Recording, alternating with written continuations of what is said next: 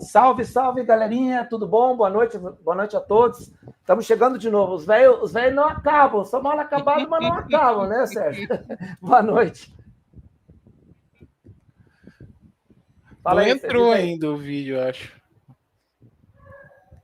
Não, mas aqui tá rolando. Entrou? Boa noite. Hoje nós vamos deixar um pouquinho, quer dizer, dentro do possível, né, Sérgio? Vamos deixar um pouquinho o Bolsonaro de lado, porque o cara, a gente vai chover no molhado aqui se continuar falando das artimanhas do mito. Então a gente vai falar um pouco mais, algo um pouco mais abrangente. Vamos falar das consequências, né? Das consequências, né? Da Vamos aventura. falar aí do que está acontecendo com o Brasil, com a América do Sul, com a América Latina, e vamos dar uma pincelada nos depoimentos mais contundentes. Uma coisa eu aviso a vocês: 80%, para não dizer 90% do que vocês estão vendo na internet é para desviar a atenção do que realmente está acontecendo. Verdade. E a gente vai falar sobre os depoimentos mais contundentes, né, do momento aí dos generais, do tenente brigadeiro Eduardo Batista Júnior e do general Freire Gomes. Tem muita coisa interessante nesses depoimentos que a imprensa, inclusive, não está comentando muito, não. Mas nós vamos passar por aqui, sim. Valeu, Sérgio? Tem alguma coisa para iniciar aí os trabalhos? Ou já vamos direto para a pauta? Vou só dar um exemplo. Vou dar um exemplo para vocês. A Ione está falando que o som está com delay. Tá para todo mundo aí, pessoal? Para mim aqui tá normal. Também para mim tá normal. Só Ione? Às vezes acontece mesmo, pode ser internet. Bom, vamos lá. Para vocês verem como é que os globalistas, né, sobretudo aí os americanos e a OTAN, como é que eles aquele ditado, né, de você usar a sua régua para medir os outros, não dá certo, né? Bom, quando os Estados Unidos e a OTAN forçou a Rússia a fazer uma operação militar contra a Ucrânia, o objetivo era, em primeiro lugar, criar uma resistência contra o Putin, né? Fazer com que a popularidade dele caísse, porque afinal de contas ele jogou o país numa guerra, e isso evitar que ele fosse reeleito nas eleições. Né? Outro ponto importante que o Ocidente queria, que o próprio Biden falou, era destruir a Rússia economicamente em 200 dias. Bom, vou dar dados para vocês de 2 anos atrás, quando a guerra da Ucrânia começou. A Rússia era a 5ª economia da Europa e a 12ª economia do mundo. E o Putin tinha 70% de aprovação da população russa. Hoje, 2 anos depois dos Estados Unidos ter aplicado a estratégia de desestabilização da Rússia através do conflito com a Ucrânia, a Rússia é a 1ª economia da Europa, a 5ª economia do mundo, e o Putin acaba de ser reeleito com 87% dos votos, ou seja, 87% da aprovação do povo russo votante. Aí eu pergunto para vocês, os Estados Unidos sabe o que ele está fazendo? A OTAN sabe o que ele está fazendo? E não contente com isso, né? E aí eu só vou dar a introdução e aí depois a gente fala. Estados Unidos e a OTAN estão adotando a mesma estratégia na América Latina, com a potência da América Latina. Ou seja, não aprendeu nada com a Rússia. Renato. Pois é, então eu já coloquei na tela aí, né, a eleição do Vladimir Putin, né? Aí vem aquele vassalo, né, aquele capacho do Trump, capacho do Bolsonaro, capacho dos Estados Unidos, capacho do sionismo, capacho de tudo isso, dizer, ai, mas o Putin eliminou o Navalny, e só sobraram aqueles que restaram, e não sei mais o que. O Sérgio falou, ele já tinha 75% de aprovação antes da guerra. Não mudou. Vocês veem algum embate, alguma guerra interna, manifestações contra o Putin? Não tem. Ah, mas quando o Navalny morreu e não sei o quê, foram 2 ou 3 dias, meia dúzia de gatos pingados que tentaram fazer alguma coisa e foram prontamente rechaçados pela polícia. Nós não somos aqui lusófonos, né? Nada disso. Mas a gente está vendo a realidade. Nós estamos vendo o que está acontecendo. Né? E realmente o quadro que o Sérgio coloca é a realidade. Nós vemos este canal, o único canal, vem dizendo há 2 anos, Exatamente, desde que começou a guerra, essa guerra não é da Ucrânia contra a Rússia, é da OTAN contra a Rússia. Hoje, 2 anos depois, o que o presidente da Polônia falou? Essa guerra não é da Ucrânia contra a Rússia, é da OTAN, pois tem soldados da OTAN lutando em território ucraniano. Deixa eu fazer uma correção aqui, que é a Sandra Gasparini. Obrigado, Sandra. Está dizendo que está fazendo um chiadinho aqui, está batendo o vento do ventilador aqui. Deixa eu virar ele um pouquinho para o outro lado. Só um momentinho, já volto. Então, pessoal, ficar escutando esses caras pagos aí da direita que ficam inventando. Porque assim, hoje eu vejo 2 narrativas, né? Que eu acho muito engraçado. Os ativistas da esquerda, todo dia eles dizem que o Bolsonaro vai ser preso hoje. Todo dia. Não, agora vai ser preso. Não, agora a Polícia Federal já está indo para casa dele para prender. Isso desde do começo do ano passado, né? Esse é o pessoal da esquerda. Pessoal da direita. Não, Bolsonaro deu a volta por cima. Não, porque agora o Alexandre de Moraes está pego. Não, porque o Nicolas destroçou não sei quem na Câmara. E aí, se vocês ficam ouvindo isso, vocês não ouvem, por exemplo, né, que tem um porta-aviões americano chegando na Argentina em maio, né, que tem um monte de militares israelenses saindo de Israel e indo para a Argentina se alojar numa fazenda de um milionário judeu, né? Vocês não ouvem que o exército americano se abancou às margens do rio Paraná, Paraguai, por onde escoa todo o comércio ali do Cone Sul, né?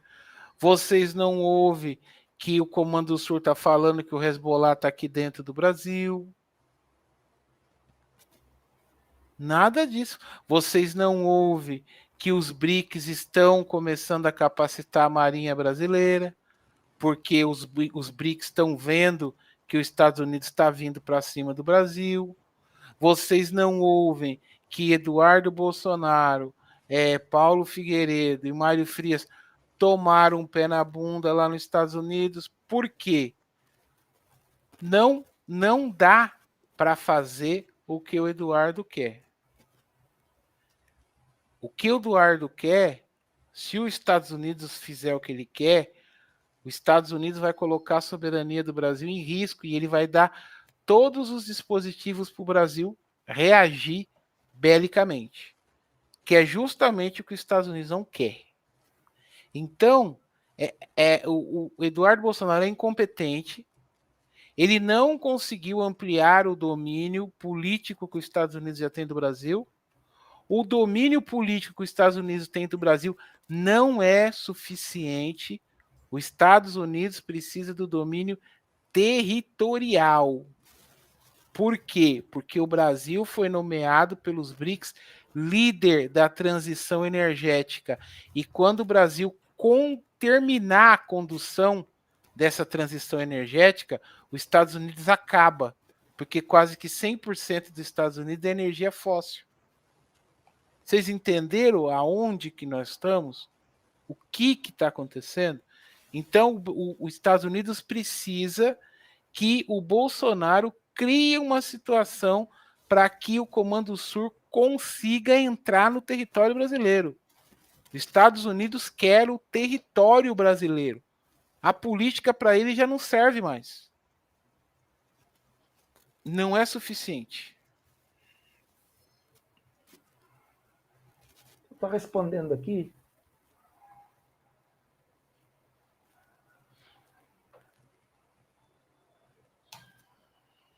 Bom,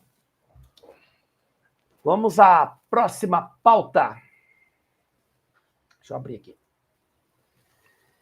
Pois é, tem um canal aí, não sei se vocês conhecem, tal aí de alto comando. Acho que vocês devem conhecer, né? Pois é. Então, eu nem vou colocar aqui a... É um vídeo no YouTube, mas assim, deixa eu colocar aqui a... Eu vou colocar só porque como é um vídeo, vai dar problema. O que acontece? A Polônia admitiu, confessou que a guerra não é entre Ucrânia e Rússia, mas entre OTAN e Rússia, Sérgio.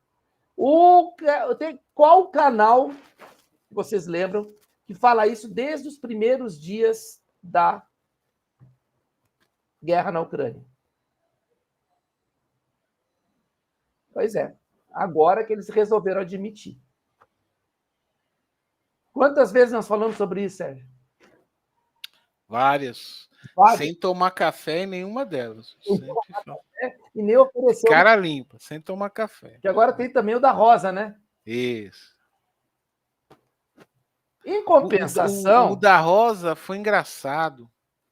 O dia que saiu a notícia de que o exército americano tinha se abancado às margens do Paraguai-Paraná, né, do Rio, ele fez um vídeo interessante falando que o brasileiro tem que se resignar porque a gente, para as pessoas que não querem ser vassalo dos Estados Unidos, a gente pode sair da vassalagem dos Estados Unidos e ser vassalo de alguém pior do que os Estados Unidos. Conheço um outro gamer aí que falava a mesma melhor, coisa. Né, ficar com os Estados Unidos, que a gente já conhece. E teve um outro que entrou nessa mesma linha, né? Que o comunista mata, mas o globalista só controla.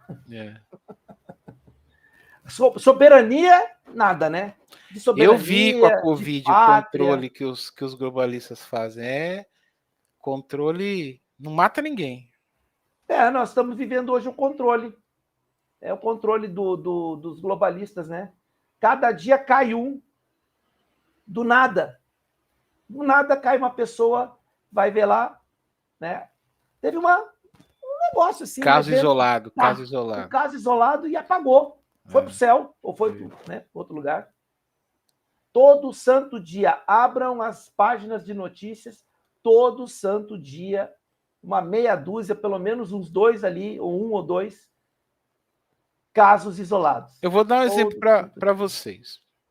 Este canal aqui falou que os casos de Covid iriam aumentar após o carnaval. Tá? Eu não sei aí no estado de vocês, quem não é de São Paulo, mas aqui em São Paulo, o número de ocorrências de casos de Covid quintuplicou depois do carnaval. Tá? Só que a imprensa não noticia. Sabe por que a imprensa não noticia? Porque agora a imprensa quer que você tome vacina da dengue.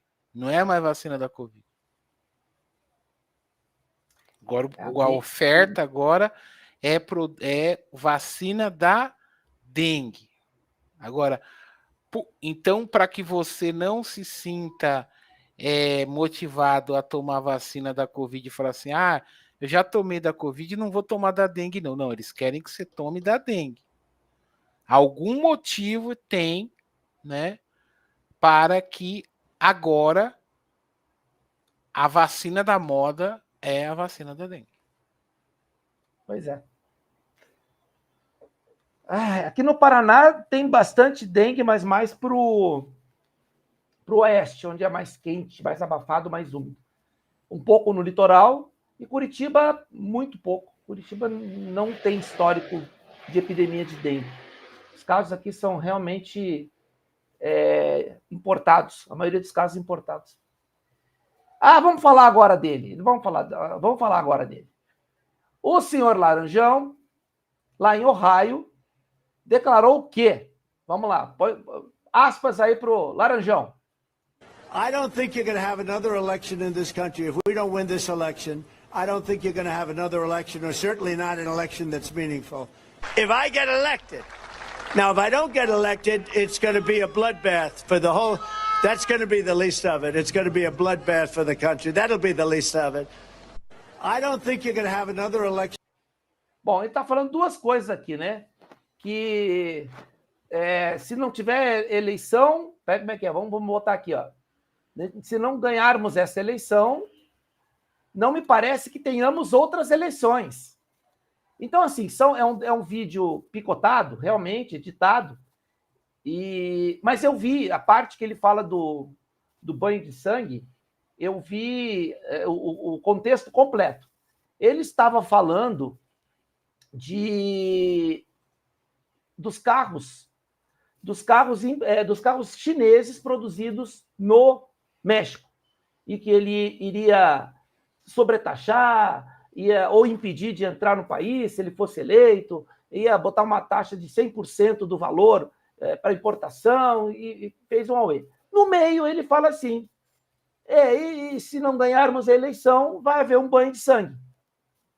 A única justificativa plausível para ele introduzir esse texto no meio de algo sobre carro importado é que a lógica que eu tentei entender foi o seguinte, se eu não for eleito, os carros vão entrar nos Estados Unidos sem imposto, vão acabar com a indústria americana, as pessoas vão ficar indignadas, vão para a rua e vai ter um banho de sangue.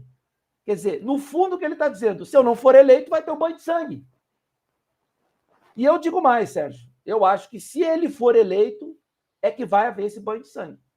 Porque a minha interpretação hoje do cenário dos Estados Unidos é que o Trump vai fazer de tudo para fazer cumprir a agenda que o Bolsonaro tentou cumprir aqui. Eliminar a concorrência, digamos assim.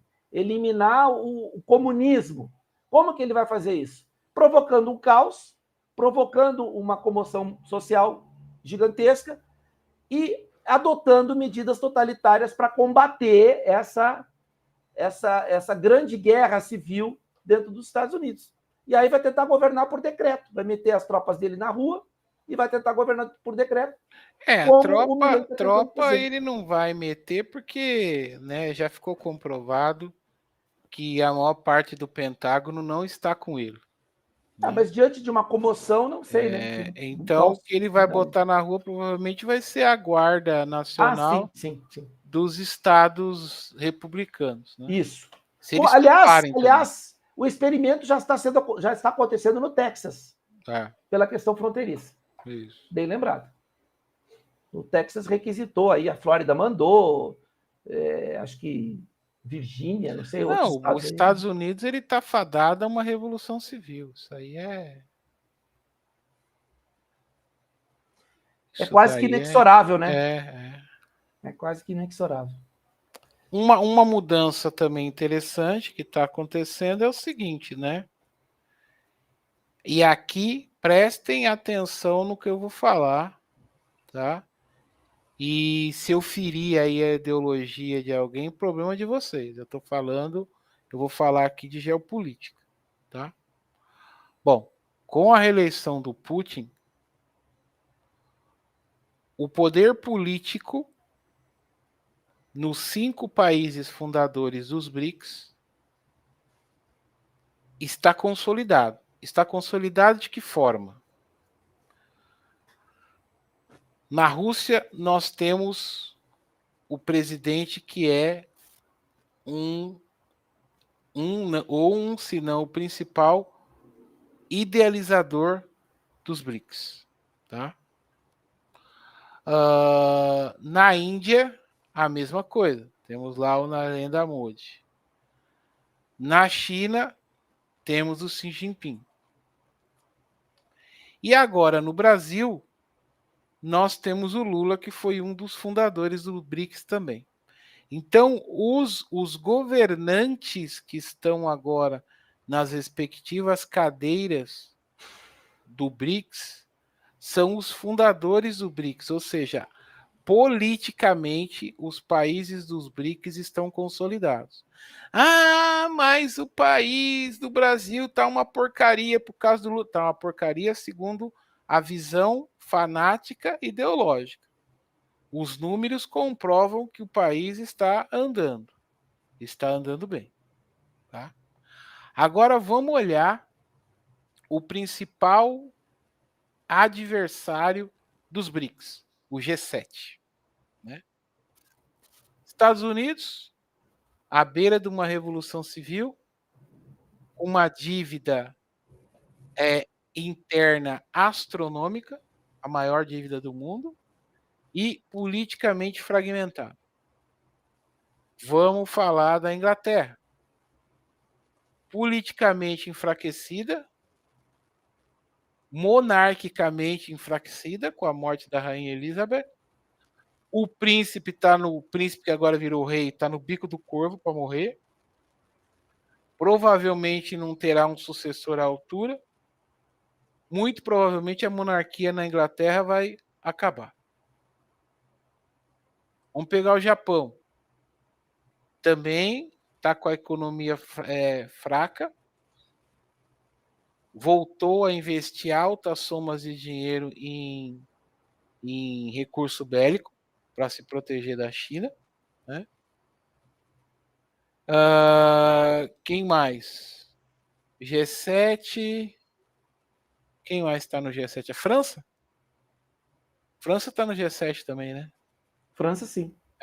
Também outro. Politicamente fragmentada, à beira de uma convulsão social, à beira de uma revolução civil.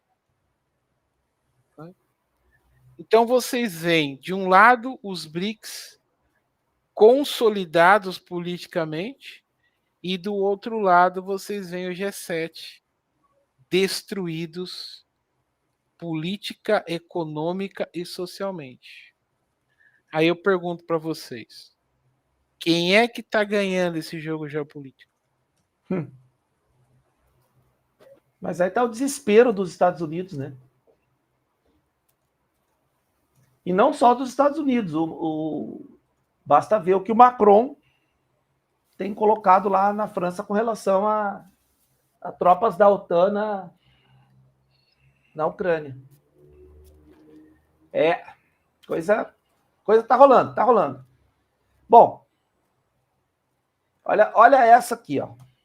Não sei se vocês sabiam, mas quem acompanha lá no Twitter... Obrigado, Ione. Ela colocou aqui a lista do G7. Então, todos os países do G7 estão fragmentados.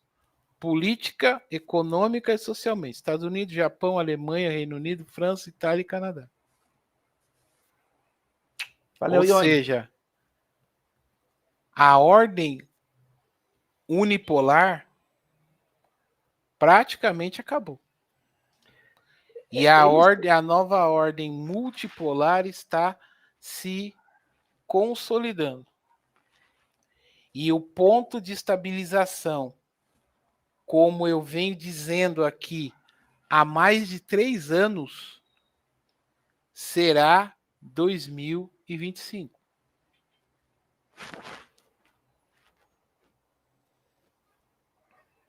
Deixa eu fazer um parênteses aqui, Sérgio. alguém pode pensar assim, poxa, mas peraí, nós já não vivemos num mundo multipolar com a ONU, com a OEA, com os mecanismos multilaterais? Não, não vivemos. Não vivemos. Por quê? Porque esses organismos eles são multilaterais. Eles não são multipolar. Não existe um respeito à soberania na hora das negociações. Quem manda nesses organismos, a OCDE também, são os mesmos de sempre, chefiados pelos Estados Unidos. Isso. Quem manda, na verdade, são os Estados Unidos. Uma coisa, né? Um detalhe importante. O Tarcísio, né? Governador de São Paulo, foi lá para Israel cheirar a bunda do Benjamin Netanyahu, né? Beleza.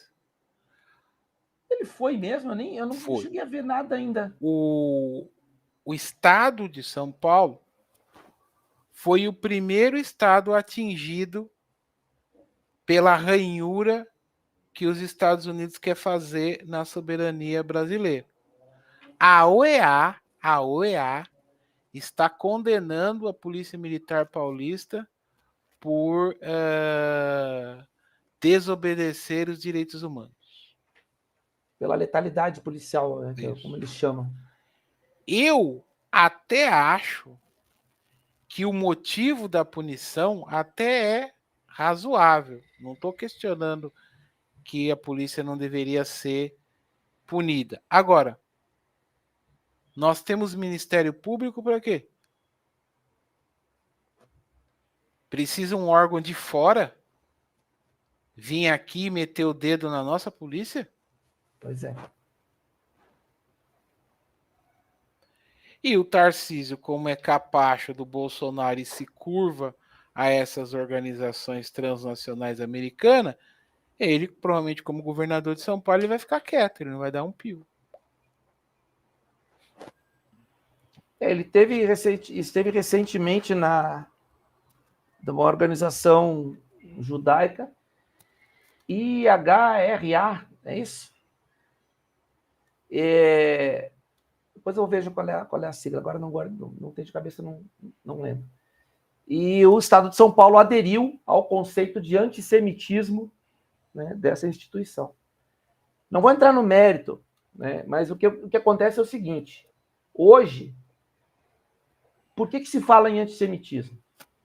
Porque o Estado de Israel, o Estado sionista de Israel, tem cometido atrocidade em cima de atrocidade na faixa de Gaza. Isso não tem nada a ver com antissemitismo. Isso tem a ver com reconhecer, né, o morticínio que está acontecendo em Gaza, o genocídio que acontece em Gaza, né? E muita gente está levando a discussão para o lado do antissemitismo, né?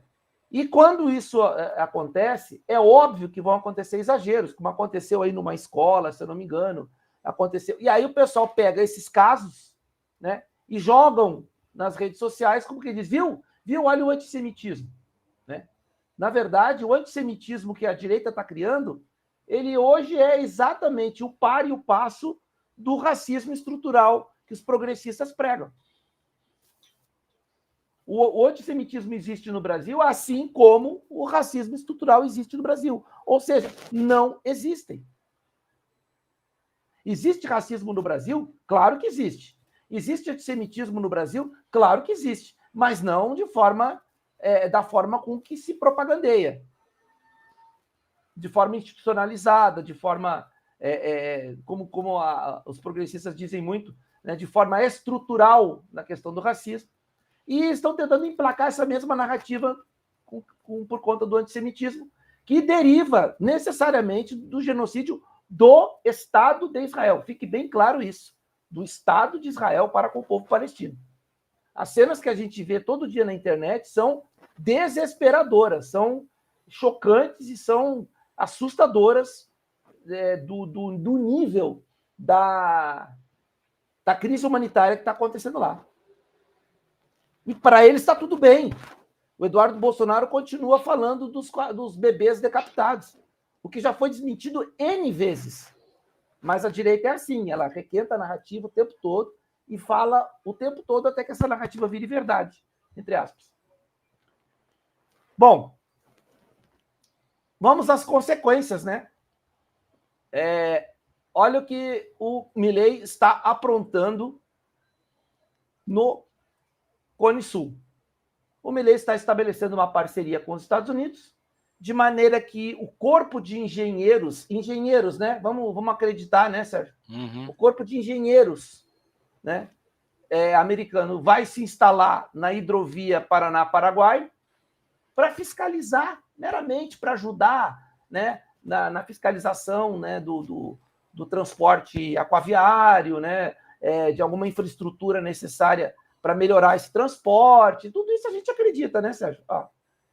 Então, o exército americano está entrando de vez na América do Sul via Argentina. Vocês estão percebendo a estratégia? Eles estão... Quem é a potência da região? Brasil. Potência da região desobediente aos ditames dos Estados Unidos, como a Rússia na Europa. Né? Perfeito. A Rússia e a Ucrânia, eles tinham uma dependência muito forte comercial, como o Brasil da Argentina. Então, o que a OTAN e os Estados Unidos fizeram? Criaram um ponto de desestabilização na Ucrânia para tentar migrar esse ponto de desestabilização para dentro da Rússia, potência da região. Vocês acham que eles estão fazendo o quê com a Argentina em relação ao Brasil? Estratégia mesmo.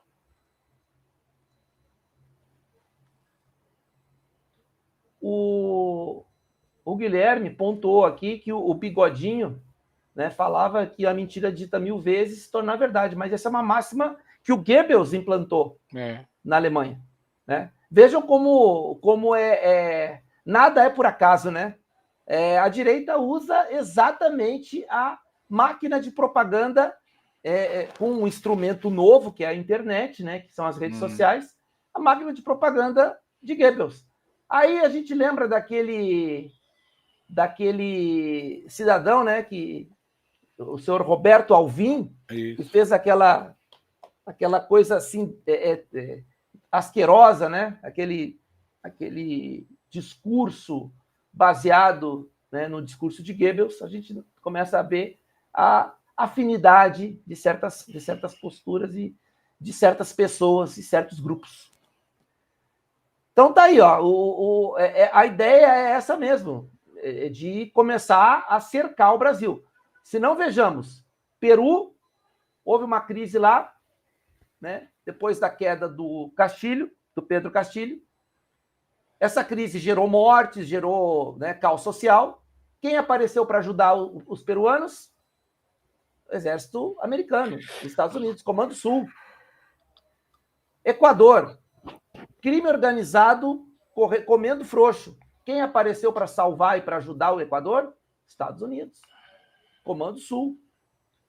Por isso que a foto Guiana. Guiana, Comando Sul está na Guiana também, ajudando a fortalecer o regime ali da Guiana contra o Maduro. E por isso que nós colocamos a fotinho da senhora Laura Richardson aí na thumb do vídeo. Né? Porque ela hoje representa um grande risco para o Brasil em termos geopolíticos. O ano passado, essa senhora disse que os Estados Unidos quer a água potável e o tântalo do Brasil. Senhores sabem, senhores e senhoras sabem, em cima do que está a foz do rio Paraná-Paraguai? Do aquífero Guarani.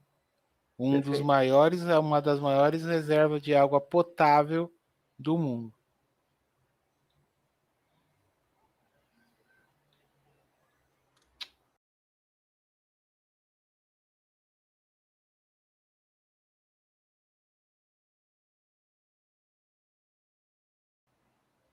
Tem mais uma, Sérgio, se eu não me engano, tu pode estar acompanhando mais de perto isso aí.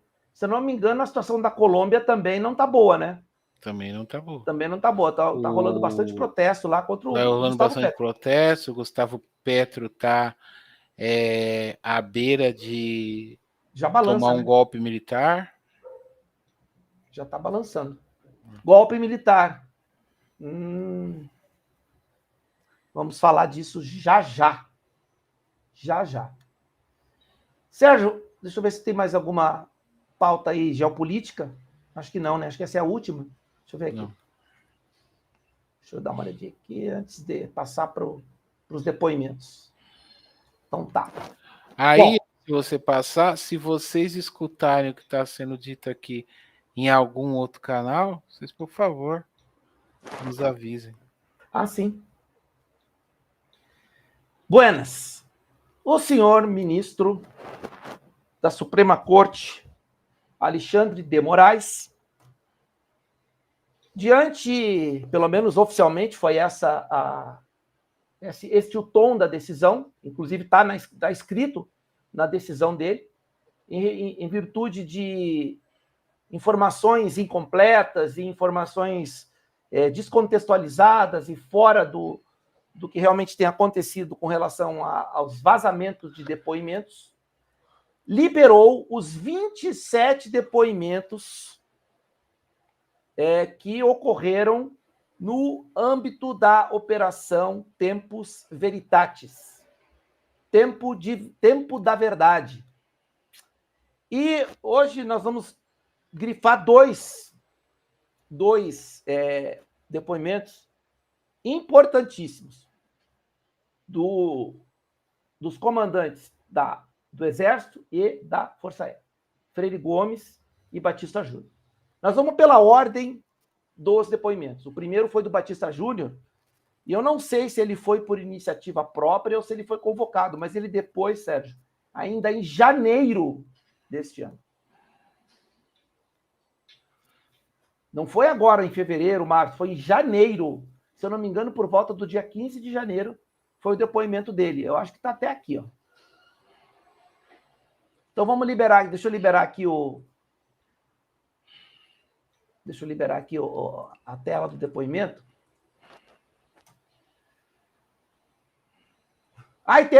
Antes de mais nada, só mostrar aqui, tem a questão do porta-aviões também, né, Sérgio? Sim. Vou botar aqui rapidinho antes de fechar. O porta-aviões nuclear George Washington vai visitar a Argentina. Visitar ou ficará fundeado por lá? Né? Aí, ó.